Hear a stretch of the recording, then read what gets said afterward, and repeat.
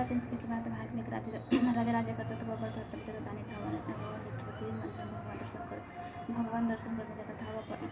वह ब्राह्मण और गुरु की सेवा किया करता था। उसके द्वार पर कोई भी अचानक निराश होकर नहीं लौटता था। वह प्रत्येक गुरुवार को प्रत्यक्ष पूजा करता था। वह हर दिन गरीबों की सहायता करता था। परंतु यह सब बातें उसकी रानी को अच्छी नहीं लगती थी। वह नफरत करती थी और ना किसी को भी पैसा दान में देती थी। वह राजा से भी ऐसा करने को मना किया करती थी। एक समय की बात है कि राजा शिकार करने को वन में चले गए। वह घर पर रानी और दासी थे।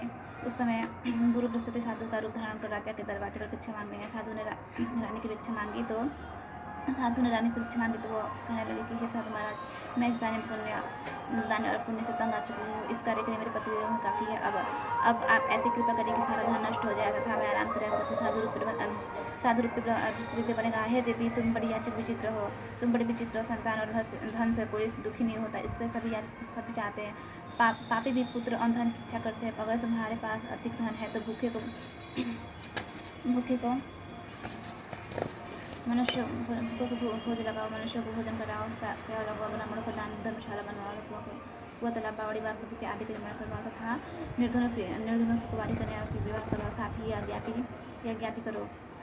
इस प्रकार के कर्मों से आपके कुल और आपका नाम परलोक में सार्थक होगा और स्वर्ग की प्राप्ति होगी। परंतु रानी साधु की इन बातों से खुश नहीं हुई। उन्होंने कहा, हे साधु महाराज, मुझे ऐसी धन की आवश्यकता नहीं है जिसको मैं अन्य लोगों को दान दूँ तथा उसको रखने और संभालने में मेरी सारा समय नष्ट हो जाए। साधु ने कहा, हे देवी, यदि तुम्हारी ऐसी इच्छा है तो जैसे मैं तुम्हें बताता हूँ वैसे ही करना। बृहस्पतिवार के दिन घर को गोबर से लिपना, अपने पुरुषों को पीली मिट्टी से धोना, किसी को धोते समय स्नान आदि करना। राजा से कहना कि वो हजामत करवाए। भोजन में मांस मदिरा खाना, कपड़े धोबी की धुलवाने देना। या इस प्रकार के 7 बृहस्पतिवार करने से तुम्हारा सारा धन नष्ट हो जाएगा। यह कहकर साधु महाराज रूपी इस बृहस्पति देव अंतर्धान हो गए।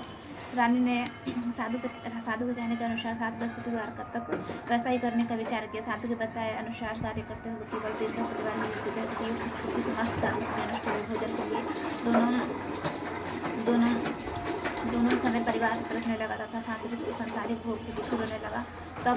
तब वो राजा रानी से कहने लगा कि हे रानी, तुम यहाँ पर रहो, मैं दूसरे देश को जाता हूँ। तुम्हारे यहाँ पर मुझे, क्योंकि यहाँ पर मुझे सब मनुष्य जानते, इसलिए मैं यहाँ कोई कार्य नहीं कर सकता। पर अब मैं प्रदेश को जा रहा हूँ, वहाँ कोई काम धंधा करूँगा। शायद तुम्हारे भाग्य बदल जाए। ऐसा कहकर राजा प्रदेश को चला गया। वह वहाँ जंगल की लकड़ी काट कर लाता था और शहर में बेचता।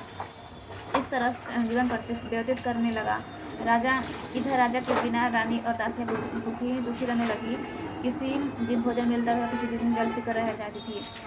एक समय रानी और दासियों को 7 दिन बिना भोजन के व्यतीत करने पड़े तो रानी ने अपने दासी से कहा, हे दासी, यहाँ काशी के नगर में मेरी बहन रहती है। वह बड़ी धनवान है। तो उसके पास जा और वहाँ से 5 शेर बेचकर मांग कर ले आ। जिससे कुछ समय के लिए गुजारा हो जाएगा। दासी रानी की बहन के पास गई। रानी की बहन उस समय पूजा कर रही थी। बृहस्पतिवार का दिन था। दासी ने रानी की बहन से कहा, हे रानी, मुझे तुम्हारी बहन ने भेजा है, 500 रुपये दे दो। किसी दासी ने यह बात अनेक बार कही, परंतु रानी की बहन ने कोई उत्तर नहीं दिया, क्योंकि वह उसने बृहस्पतिवार की कथा सुन रही थी। जब दासी को रानी की बहन से कोई उत्तर नहीं मिला तो वह दुखी हुई। उसे क्रोध भी आया और लौटकर रानी से बोली, हे रानी, तुम्हारी बहन बड़ी घमंडी है। वह छोटे लोगों से बात भी नहीं करती है। मैंने उससे कहा तो उसने कोई उत्तर नहीं दिया। मैं वापस चली। रानी बोली, हे दासी, में उसका कोई दोष नहीं है। जब बुरे दिन आते हैं तो कोई सहारा नहीं देता। अच्छे बुरे का पता भी नहीं लगता है। जो ईश्वर की इच्छा होगी वही होगा। यह सब हमारे भाग्य का दोष है। इधर रानी की बहन ने सोचा कि मेरी बहन की दासी आई थी, परंतु मैं उससे नहीं बोली कि इससे वह बहुत दुखी हुई होगी। अतः कथा सुन विष्णु भगवान की पूजन समाप्त कर वह अपनी बहन की घर आई। कहने लगी, हे बहन, मैं बृहस्पतिवार का व्रत कर रही थी।